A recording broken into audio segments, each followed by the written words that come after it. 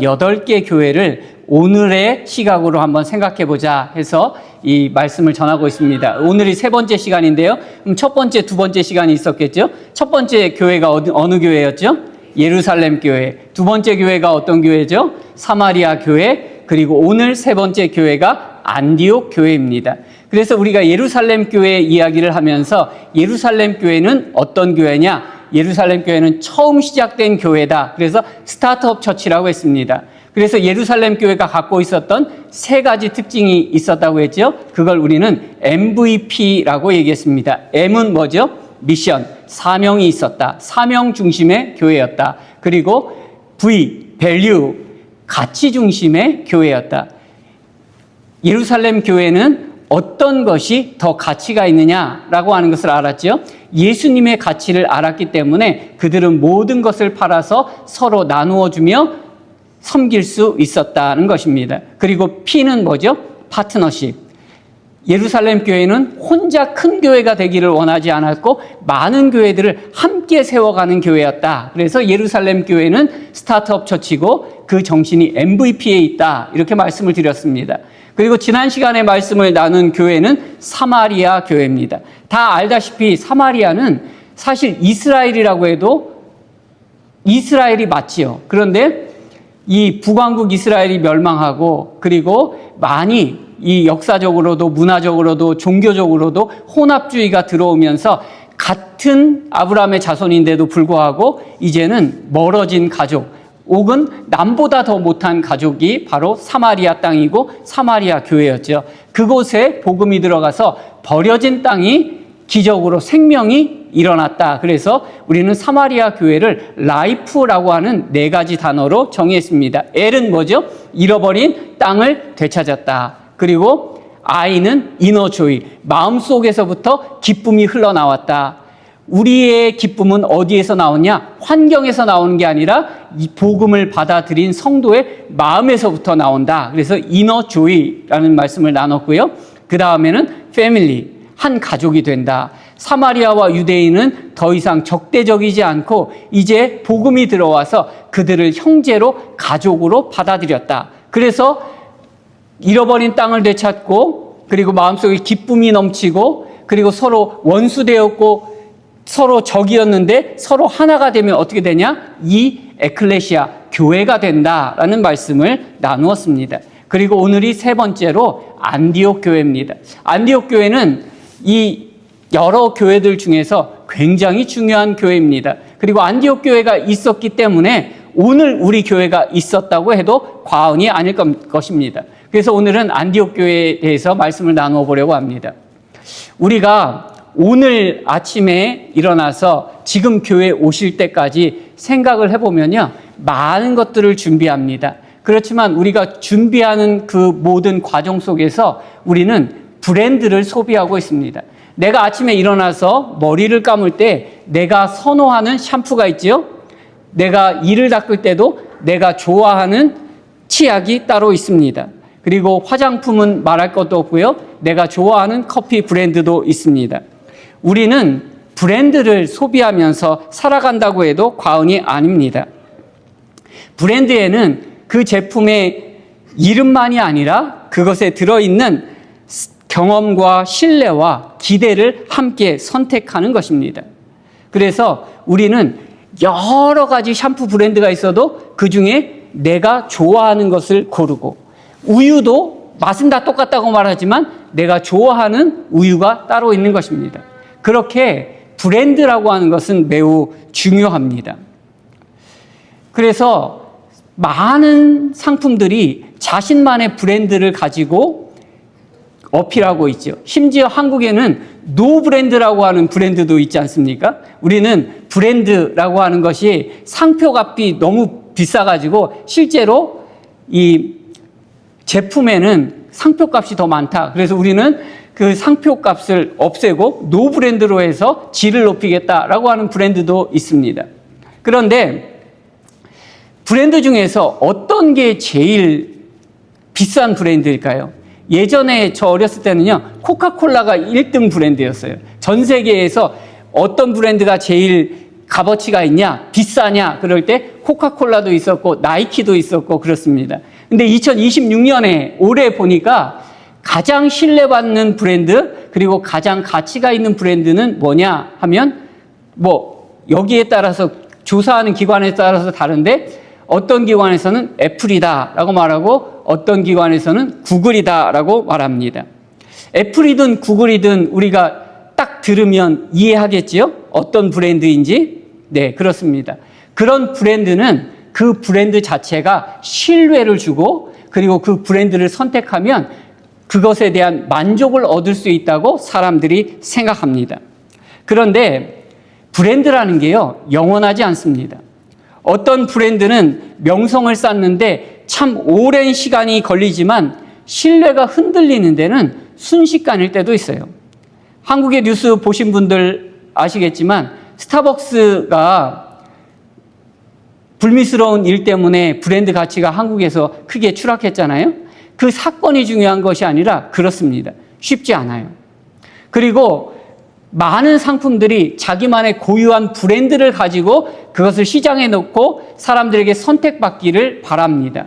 그런데 내가 내 브랜드를 선전한다고 해서 그것이 다 받아들여지는 것은 아닙니다.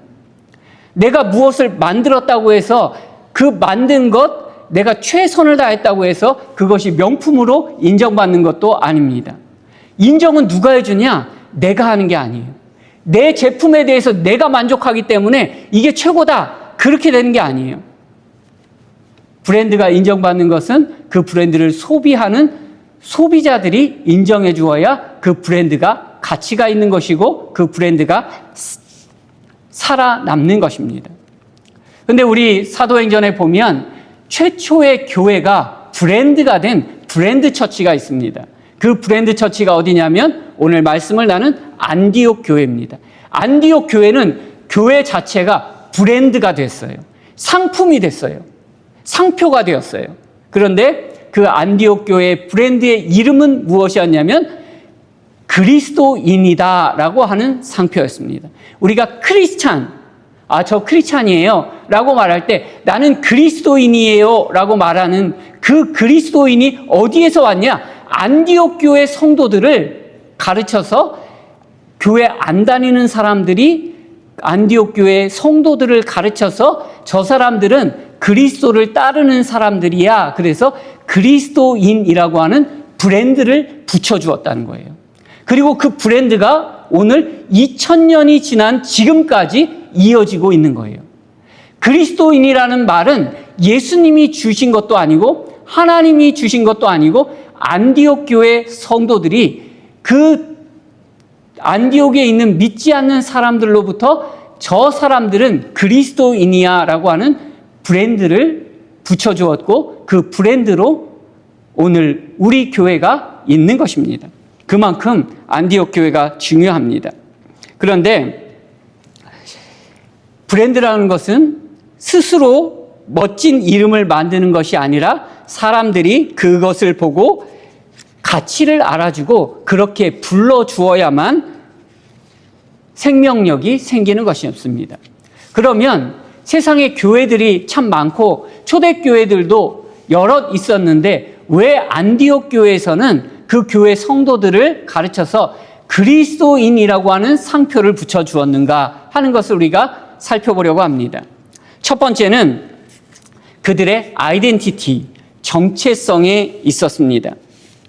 안디옥 교회 성도들은 정체성이 달랐습니다. 우리가 무엇이든지 정체성이 제일 중요합니다. 브랜드는 브랜드의 정체성이 있어야 됩니다. 그런데 망하는 브랜드의 특징이 뭐냐면 어떤 한 부분에서 잘 나가기 시작해요? 그럼 어떡하죠? 그거 외에 이것저것 다 그 브랜드로 하려고 합니다. 내가 의류 산업에서 잘 나가는 브랜드가 됐는데 갑자기 식품 산업에 뛰어들고 그 브랜드 가지고 전자제품 사업에 뛰어들고 그렇게 하다가 잘 되는 경우보다 안 되는 경우가 훨씬 더 많죠. 왜? 그 시작한 정체성이 흐려지기 때문이죠.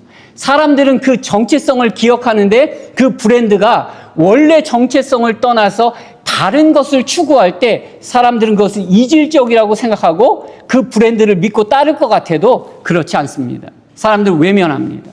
그래서 정체성은 매우 중요합니다. 이스라엘 사람들에게 가장 중요한 정체성이 무엇이었을까요? 그것은 그들이 하나님의 선택을 받은 언약의 백성이라는 것과 그들이 아브라함의 자손이라고 하는 것이 그들의 정체성이었습니다. 그거는 변할 수 없는 정체성이었죠.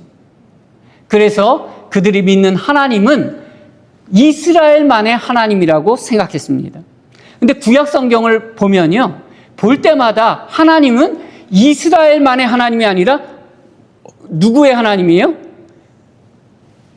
열방의 하나님, 모든 사람의 하나님이시죠. 그런데 이스라엘 백성들은 그 정체성을 자기들만의 하나님으로 생각했습니다. 그런데 안디옥 교회에서는 그 정체성이 바뀐 거죠. 안디옥 교회에서는 유대인과 이방인이 함께 주 예수를 믿으면서 공동체 중심의 정체성이 혈통과 민족을 넘어서 그리스도께 속한 사람이라고 하는 정체성으로 변했다는 것입니다. 그것이 가장 안디옥 교회가 브랜드 처치가 될 수 있었던 가장 중요한 핵심 중에 하나입니다. 이걸 예를 들면요, 로컬 푸드하고 글로벌 푸드를 이야기할 수 있습니다.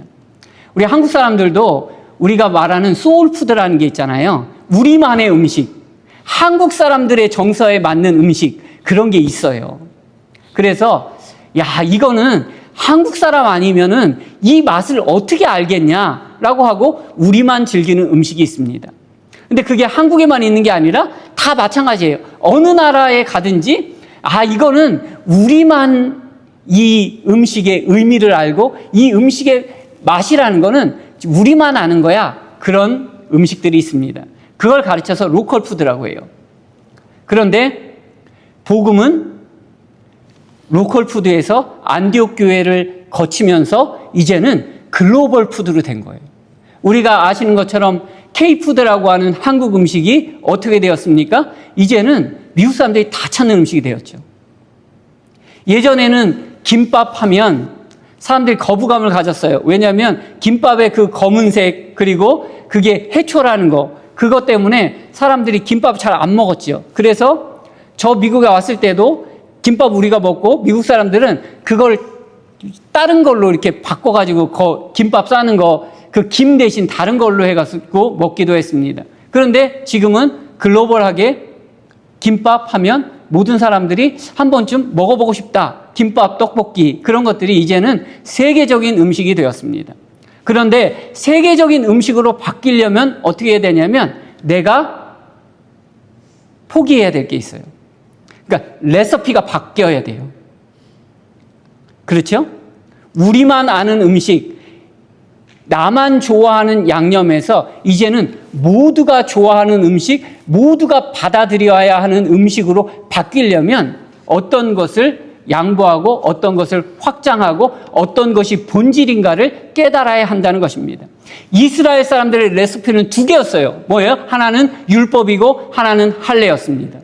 율법과 할례가 그들의 로컬 푸드, 그들의 로컬 신앙, 하나님, 이스라엘만의 하나님이라고 하는 그 로컬 신앙에 뺄 수 없는 정체성이었어요.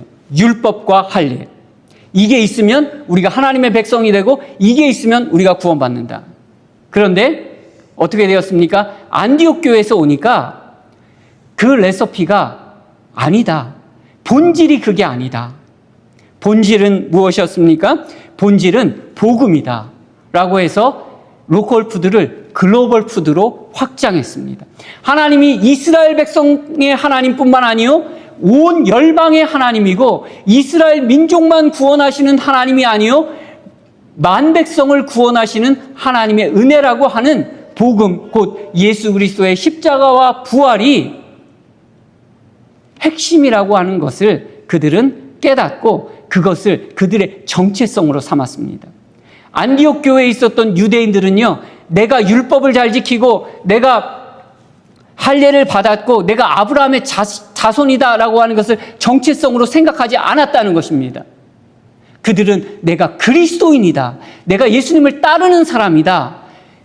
네가 예수님을 따르기만 한다면 네가 이스라엘 사람이 아니더라도 너는 나와 같은 형제다. 너는 나와 같은 한 가족이다 라고 하는 것입니다. 메뉴가 바뀐 것이 아니라 식탁이 넓어진 거죠. 하나님의 말씀이 온 세계로 확장되었고 하나님의 구원이 이스라엘 백성만의 구원이 아니라 온 세상 사람들을 위한 구원으로 바뀐 것입니다. 그것이 가능할 수 있었던 것은 그들은 정체성을 확실하게 했다는 것입니다. 그들의 정체성은 율법과 할례가 아니요 예수 그리스도의 복음 곧 십자가와 부활이었습니다. 성도 여러분, 오늘 우리는 과연 어떤 정체성을 가지고 있습니까? 안디옥 교회 성도들처럼 내가 그리스도인이라고 하는 확실한 정체성이 있습니까? 많은 사람들이 미국에 와보니까요, 대학 동문회가 되게 많더라고요. 근데 그 대학 동문회들 보면 언제 때 대학이에요? 대학 졸업하면 23, 24이잖아요. 50년 전에 졸업한 대학, 60년 전에 졸업한 대학을 그 사람들의 정체성 갖고 있어요. 그래서 연말 되면 맨날 동문회 한다고 뭐 왔다 갔다 하는데, 여러분, 우리의 정체성이 무엇입니까? 나를 정의하는 모습이 내 직업과 내 학교와 내 출신과 내 경력입니까? 아니면 그리스도입니까? 나를 나답게 만드는 것이 예수님입니까? 대학입니까? 돈입니까? 직장입니까? 안디옥 교회 성도들은 그들의 정체성이 예수님에게 있다는 사실을 분명하게 선언했기 때문에 세상 사람들이 저 사람들은 그리스도께 속한 사람들이야 라고 정체성을 정의했다는 것입니다. 그리고 두 번째는 이들은 distinction, 차별성, 구별성이 있었습니다. 이들은 세상에 속해 살면서도 세상 사람들과 구별된 것이 있었습니다. 세상과 단절되어 살지는 않았지만 분명하게 다른 점은 있었습니다. 우리 그리스도인들도 마찬가지입니다. 우리가 세상 속에 섞여 삽니다. 우리가 기도원에서 사는 게 아니고요, 믿는 사람들끼리 모여서 공동체를 만들어서 따로 사는 것이 아닙니다. 우리는 세상에 섞여 삽니다. 그 이유는 뭐죠? 전도하려고, 죽어가는 사람 구원하려고. 그렇지만 우리는 분명하게 차별성도 있어야 한다는 것입니다. 안디옥 교회가 있었던 안디옥은 세계적으로 유명한 국제 도시였습니다. 그런데 그곳에는 사람이 많은 만큼 신들도 참 많았습니다. 옛날에는 신들을 왜 믿느냐라고 하면 일단 신에게 벌받지 않으려고, 그리고 신에게 내가 잘 보이면 그 신으로부터 내가 어떤 이익을 얻기 위해서, 그래서 신을 믿었습니다. 근데 그것이 옛날만 그런 것이냐? 지금도 그래요. 지금도 종교를 갖고 있는 사람들, 왜 당신은 종교를 갖고 있습니까? 심지어 그리스도인한테, 교회 다니는 성도님들한테 물어보면 이렇게 대답해요. 하나님한테 벌 받을까 봐요. 아니면 예수 믿어서 잘 되려고요. 이렇게 얘기합니다. 어떤 사람들은 교회에 빠지면 하나님께 벌 받고, 11조 안 하면 하나님께 벌 받고, 뭐 하면 하나님께 벌 받고, 그것이 무서워서 하나님을 사랑해서 나오는 것이 아니라 하나님께 벌 받을 게 무서워서 교회 다니는 사람이 있습니다. 그리고 어떤 사람들은 왜 예수님 믿냐? 그러면 예수님 믿고 천국 가려고요. 플러스 예수님 믿어서 나 몸도 건강해지고 우리 가정도 화목해지고 내 비즈니스도 잘 되고 뭐 내 자식들도 잘 되고 뭐도 잘 되고 그런 것으로 예수님을 믿는 사람들이 있습니다. 그런데 그렇게 되는 삶은 하나님 앞에 세상 사람들과 구별되지 않습니다. 안디옥 교회가 세상과 구별될 수 있었던 가장 큰 이유는 그들에게 가지고 있었던 마음가짐이 달랐습니다. 모든 사람들은 신을 이용해서 나의 이익을 취하는 것을 목적으로 삼고 열심히 신들을 섬기고 신들에게 재물을 갖다 바쳤습니다. 그렇지만 안디옥 교회는 예수님을 믿어서 내가 어떤 이익을 얻을까를 고민한 것이 아니라 예수님을 위해서 내가 어떤 삶을 살 것인가, 내가 어떻게 살 것인가, 그렇게 고민하고 살았습니다. 그것이 세상과 안디옥 교회의 차이점이었습니다. 그들은 예수님을 믿어서 내가 어떤 이익을 얻을까 생각하지 않았습니다.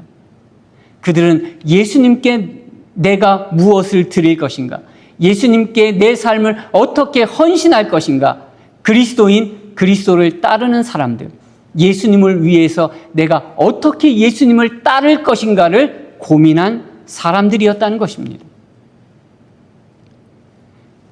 2000년 전에 그리스도인이 된다는 것은 내가 갖고 있었던 모든 이점을 다 내려놓는 것이었습니다. 그런데도 안디옥 교회 성도들은 그리스도를 믿어서 손해보는 것 있을지라도, 이익이 아니라 내 인생이 힘들고 그것을 통해서 내가 박해받는다고 할지라도 나는 그리스도를 위해서 살겠다라고 하는 차별성이 있었습니다. 성도 여러분, 오늘 우리는 이런 차별성이 있습니까? 예수님을 믿고 예수님을 통해서 내가 어떤 이익을 얻을까 아직도 그 생각을 하고 있습니까? 아니면 내 모든 것을 다 잃어도 그리스도를 따르는 삶, 그것이 나의 삶의 가장 소중한 것이다 라고 생각하십니까? 그것이 우리의 차이점을 나타내 줍니다. 내가 교회에 올 때 어떤 차를 타고 오고 어떤 가방을 들고 오고, 그런 것이 우리를 차별 있게 만들어주는 것이 아닙니다. 내가 그리스도를 위해서 따르는 삶을 살기를 원한다. 매일 손해볼지라도, 매일 눈물일지라도, 매일 고난당할지라도 나는 예수님만을 위해서 살겠다. 그것이 우리가 세상 사람들과 달라지는 차별성임을 기억하는 성도가 되시기를 바랍니다. 세 번째로는 교육이었습니다. education. 그들은 바나바와 바울을 모셔다가 그리스도를 공부했습니다. 바나바는 사울을 다소에서 찾아서 안디옥에 데려왔고 그 둘은 1년간 함께 모여서 큰 무리를 가르쳤습니다. 그리고 그것을 배우자마자 그 다음에 어떻게 됐어요? 비로소 그들이 그리스도인이라고 하는 이름을 얻었다, 그렇게 불렸다라고 이야기하고 있습니다. 여러분, 우리는 그리스도를 배워야 합니다. 예수님에 대해서 알아야 합니다. 그리스도인은 내 열심, 내 경험, 내 지식만으로 저절로 그리스도인답게 살아가는 사람이 아닙니다. 우리는 배워야 합니다. 그런데 지금 어떻습니까? 지금 교회에는요, 가르치고 싶어 하는 사람이 너무 많아요. 배우고자 하는 사람 없습니다. 성경 공부한다고 앉아 있어도 배우려고 하는 마음이 있는 게 아니라 내가 하고 싶은 얘기가 더 많아. 그래서 목사님 한마디 하면 내가 10마디 해야 돼요. 그런 사람들이 얼마나 많은지 모릅니다. 그런데 그렇게 하다 보니까 무서운 게 있어요. 뭐냐면 우리 성도들이요, 내가 만난 예수님을 믿는 게 아니라 내가 만든 예수님을 믿고 있다는 거예요. 진짜 예수님은 그렇게 말한 적도 없고 그렇게 우리를 따르라고 한 적도 없는데, 성도님들이 말하는 신앙이라고 하는 것, 믿음이라는 건 이런 거죠. 그게 진짜 예수님의 뜻하고 동떨어진 것들이 얼마나 많은지 몰라요. 깜짝깜짝 놀랍니다. 여러분, 지금 내가 예수님을 믿고 있다고 말하는데 그 내가 믿고 있는 예수님이 진짜 예수님이에요? 아니면 내가 만든 예수님이에요? 내 상상 속에서 내 이상형을 만들듯이 예수님을 내 이상형으로 만든 사람이 있어요. 진짜 예수님하고는 너무 다른 거죠. 예수님 그렇게 얘기 안 했는데 그냥 상상 속에서 예수님 이렇게 얘기하셨겠지. 그게 내가 더 좋으니까. 그러다 보니까 성도님들 한 사람 한 사람이 만난 예수님이 아니라 만든 예수님을 믿고 있어요. 그러니까 서로 예수님이 안 통해요. 여러분, 이건 무서운 일입니다. 우리는 늘 하나님의 말씀을 배우고 공부해야 됩니다. 무엇인가 다 안다고 생각하면 안 됩니다. 그때부터 큰일 납니다. 근데 우리가 신앙생활 처음 하면 열심히 배우죠. 문제는 뭐냐? 교회 너무 오래 다니는 사람들, 성경책 100번 읽은 사람들, 이런 사람들이 제일 위험하죠. 왜? 그들은 이미 예수님을 딱 만들어놨어요. 그래서 거기에서부터 조금이라도 어긋나면 잘못된 거죠. 다른 사람을 정죄합니다. 근데 그 정죄함이 어디에서 오느냐? 성경 말씀에서 온 게 아니라 내 경험, 내 지식, 내 열심으로 그렇게 만든 것입니다. 그렇게 되면 절대로 예수님을 닮아서 살 수가 없습니다. 예수님이 누구신지, 예수님이 무엇을 중요하게 여기시는지, 예수님이 우리에게 대해서 원하시는 삶이 무엇인지 말씀을 통해서 배워야 합니다. 안디옥 교회요, 뜨거운 교회였습니다. 그렇지만 그들은 바울과 바나바를 모셔다가 하나님의 말씀을 배웠습니다. 여러분, 우리 다 같이 이제는 다시 배우는 자의 모습으로 돌아가야 합니다.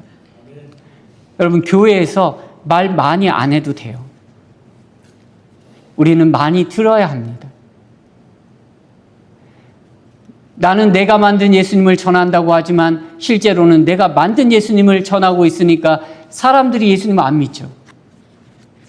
내가 만든 예수님을 간증하고 있으니까 사람들이 은혜를 안 받죠. 여러분, 내가 만든 예수님이 아니라 내가 만난 예수님이 누구신지 생각해 보십시오. 내가 성령 세례 받을 때 그때 나에게 오신 예수님, 내가 구원받고 예수님을 구주로 영접할 때 그때 예수님이 지금 내가 생각하고 있는 예수님하고 똑같습니까? 우리는 너무 멀리 왔습니다. 왜? 내 지식이 너무 커져가고 내 경험이 너무 커져가고 내 열심이 너무 커져가니까 그 경험과 지식과 열심으로 서로에게 상처 주면서 그것이 예수님의 뜻이라고 말합니다. 우리는 다시 한번 하나님의 말씀을 배우는 자세로 나아가야 합니다. 스스로 선생 되려고 하지 말고 저 사람이 만난 예수님은 어떤 예수님일까? 배우는 사람이 되어야 합니다. 늘 주님 오시는 그날까지. 우리를 그리스도인이라 부르지만 예수님께서는 우리를 뭐라고 부르셨습니까? 제자라고 부르셨죠. 제자는 뭐 하는 사람이죠? 배우는 사람입니다. 우리는 주님 오시는 그날까지 내가 성경을 다 안다, 내가 교회를 다 안다, 그렇게 자만하지 마시고 교만하지 마시고 늘 나는 아무것도 모릅니다. 주님께서 가르쳐 주십시오. 오늘 처음 교회 나온 사람한테도 배우고 교회 오래 다니신 분들한테도 배우고 목사님한테도 배우고 집사님한테도 배우고 교회학교 어린이한테서도 배우고 하나님의 말씀을 배우는 것을 기쁨으로 여기시는 성도님들 되시길 바랍니다. 아멘. 그리고 이 모든 것은 뭘로 이어져야 됩니까? 우리가 배운 예수님은 삶으로 이어져야 합니다. 실천으로 이어져야 한다는 것입니다. 액션이죠. 모든 것은 실천이 있어야 됩니다. 지금 기독교가 사람들로부터 선호하는 브랜드가 아니게 되었습니다.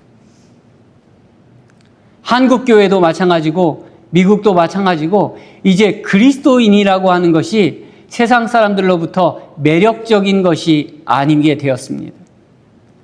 교회 다닌다고 하면 뭔가 이상한 사람들, 뭔가 꽉 막힌 사람들, 이런 평가를 받고 있습니다. 안디옥 교회에서 만든 브랜드 가치가 지금 뚝 떨어진 거죠. 누가 그렇게 만들었습니까? 우리가 그렇게 만들었습니다. 여러분, 그러면 왜 기독교라고 하는 브랜드가 불교보다 아니면 다른 종교들보다 가치가 낮아지고 사람들이 선호하지 않게 되었습니까? 복음보다 훨씬 좋은 진리가 생겼기 때문일까요? AI가 발전하고 우주로 사람들이 관심을 돌리기 시작하니까 이제 기독교가 구식이 되어서 그런 걸까요? 아닙니다. 기독교라는 브랜드의 가치가 떨어지고 사람들이 더 이상 선호하지 않게 된 것은, 교회에 나오지 않게 된 것은 하나입니다. 뭐냐면 브랜드대로 살지 못했기 때문입니다. 브랜드는 여전한데 품질이 떨어져서 그래요. 그 품질이 뭐죠? 우리의 삶입니다. 우리의 삶의 품질이 떨어져 있어요. 브랜드는 기대치가 있다고 했잖아요. 내가 나이키를 사면, 내가 애플 제품을 사면, 내가 삼성 제품을 사면 내가 비싸게 주고 사지만 그만한 가치가 있고 사람들이 인정해 주기 때문에 그 브랜드를 사는 것입니다. 그런데 기독교의 브랜드는 품질이 떨어진다는 거예요. 처음 기독교를 만들었을 때, 예수님이 오셨을 때 초대 교인들은요, 브랜드 가치가 너무 높았죠. 얼마나 높았냐? 내가 고난받고 예수님처럼 십자가에 달려 죽는 한이 있어도 난 예수님을 버리지 않으리라, 배신하지 않으리라. 그들은 그 가치를 알고 있었습니다. 그런데 지금은 사람들은 기독교 하면 사랑을 실천하는 것이지, 모든 사람들을 위해서 사는 사람들이지, 그런 기대치가 있는데 실제로 그리스도인이라 불리는 사람들이 교회 다니는 모습을 보고 그 사람들이 직장 다니는 모습을 보고 그 사람들이랑 어울리다 보니까 어떻습니까? 내가 생각했던 것처럼 살지 않네? 쟤네도 나랑 똑같네? 하나님을 믿는다고 하지만 쟤하고 나하고 다른 점은 주일날 교회 가냐 안 가냐 그거밖에 없네? 사람들이 그것을 깨닫기 시작했다는 것입니다. 기독교가 매력적이지 않다. 상품 가치가 떨어졌다는 것입니다. 여러분, 그렇기 때문에 우리는 복음의 상품 가치를 높이기 위해서는 무엇을 해야 됩니까? 우리가 배운 것을 액션, 실천해 나가야 합니다. 안디옥 교회는요, 말씀만 배우고 끝난 게 아니에요. 우리 설교를 통해서, 성경 공부를 통해서 하나님 말씀 배우잖아요. 열심히 배우잖아요. 성경 퀴즈 하면 거의 다 100점 맞잖아요. 성경 퀴즈 하려면 이제는요, 핵심을 얘기할 수가 없어요. 왜냐하면 다 맞추니까. 그러니까 성경 퀴즈 하려면 어디에서 남들이 안 보는 중요하지도 않은 거, 그런 거 내야지 변별력이 생기는 거예요. 왜? 중요한 건 다 알고 있으니까. 그런데 그 중요한 것대로 살아가느냐, 그런 것은 다른 것입니다. 안디옥 교회는 말씀을 듣고 그 다음에 어떻게 했습니까? 배우고 실천했습니다.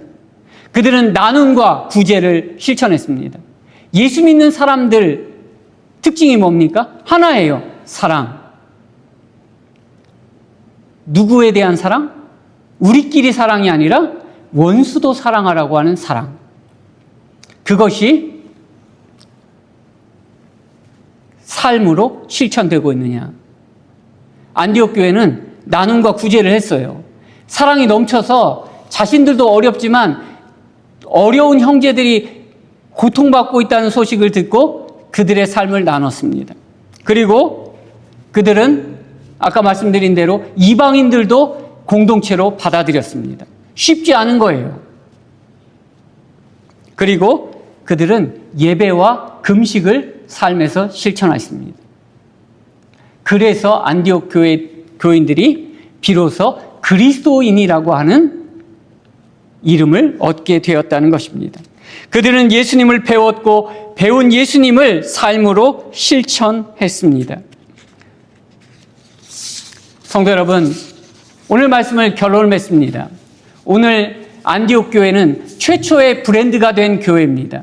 이 안디옥 교회의 특징은 아이디어입니다. 첫 번째 아이덴티티. 나는 누구에게 속한 사람인가?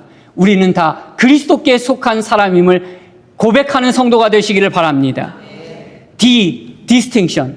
우리는 세상 속에 살지만 세상과 구별된 삶을 살아갑니다. 나는 누구를 위해서 살아가는가? 내 자신이 아니라 그리스도를 위해서 살아간다. 세 번째, education.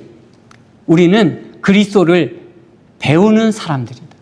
그리스도를 만드는 사람이 아니라 그리스도를 배우는 사람들이다. 말씀을 통해 예수님 그리스도와 그분의 가치관을 배우는 성도가 되시기를 바랍니다. 마지막으로 A, 액션. 우리는 배운 예수님을 어떻게 보여주는가? 우리는 삶의 선택과 실천으로 그 하나님의 아이디어가 이 땅에서 실현될 수 있도록 만들어야 됩니다. 안디옥 교회는 그리스도인이라고 하는 브랜드를 처음으로 인정받은 교회고, 그 교회가 그 인정을 받았기 때문에 오늘 우리를 가르쳐서 2000년 후에도 우리를 가르쳐서 그리스도인이라고 부릅니다. 그런데 우리 브랜드의 가치가 떨어졌습니다. 품질이 떨어졌습니다. 다시 한번 우리의 정체성이 무엇인지, 우리가 세상 사람들과 다른 점이 무엇인지, 우리가 무엇을 배우고 따라야 될 것인지, 그리고 내가 배우고 따르는 것을 삶으로 실천하고 있는지, 그렇게 되면 이제 복음의 브랜드가 우리를 통해서 다시 한번 인정받게 될 것입니다. 우리가 예수님 잘못 믿어서 하나님이 얼마나 속상해하고 계십니까? 교회가 얼마나 어려워졌습니까? 그러나 다시 일으킬 수 있습니다. 왜? 복음에는 능력이 있고 복음에는 소망이 있기 때문입니다. 우리 에트나타 성결교회가, 우리 성도들이 모두 그 아이디어를 삶으로 실천해서 다시 한번 이 세상 그 어떤 브랜드보다 구원받는 브랜드, 그리고 가장 좋은 것은 내가 그리스도라고 하는 사실, 그리고 다른 사람들이 부러워서 나도 애플 사고 싶다, 나도 삼성 사고 싶다, 그런 것처럼 나도 그리스도인 되고 싶다라고 하는 고백을 들을 수 있는 정말 새로운 브랜드로서의 가치를 세워나가는 성도님들이 다 되시기를 주님의 이름으로 축원합니다. 기도하겠습니다.